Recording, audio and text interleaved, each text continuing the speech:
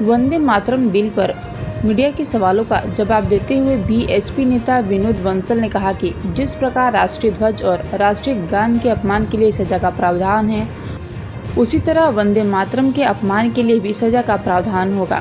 मैं सरकार को साधुवाद देता हूं। एक अच्छा शुभ काम इस मानसून सत्र में होने वाला है। अपमान करने से लोग बाज नहीं आते।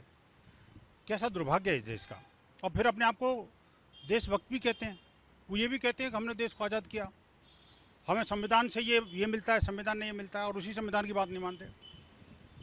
कमाल की बात है, वंदे मातरम जिसको गाने से मेरा देश स्वतंत्र हुआ, वंदे मातरम जिसको गागा करके मेरे सीमा पर जान जोखिम में डाल करके और सर्वस्व न्यौछावर कर देते हैं, वंदे मातरम जिसको लेकर के आज देशवासी अपने आप को छाती चौड़ी करके गौरव से बोलता है, उससे लोगों को अपमान फील होता है।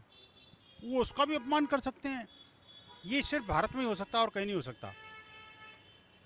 और कोई जिहादी मानसिकता ही कर सकती है और कोई नहीं कर सकती। लेकिन अब सब इन सब चीज़ों पर भी विराम लगने वाला है। जिस प्रकार से जनगण मन का अपमान करने पर, जिस प्रकार से राष्ट्रीय ध्वज का अपमान करने पर सजा का प्रावधान है, वैसे ही अब लगता है कि ये जो शैतान हैं, जो कि वंदे मातरम का अपमान करने में गुरेज नहीं करते, उन पर भी अंकुश लगेगा। हमें लगता है इससे पहले कि कोई कानून बने, इन सबको मिलकर के एक रेजोल्यूशन पारित करके और सारे मुस्लिम तंजीमों को, चाहे all India Muslim personal board हो, जमीयत उलमा हिंद हो या दारुल उलूम देवबंद हो, इनको एक माफ़ीनामा जारी कर देना चाहिए कि अब तक हमसे गलतियाँ हुई, भूल हुई। अब हम वंदे मातरम गाएंगे भी, गब्बाएंगे भी, उसका सम्मान भी करेंगे। भलाई इनकी इसी में है। अन्यथा तो फिर वो दुनिया ये कहेगी कि तो डंडे के हार हैं।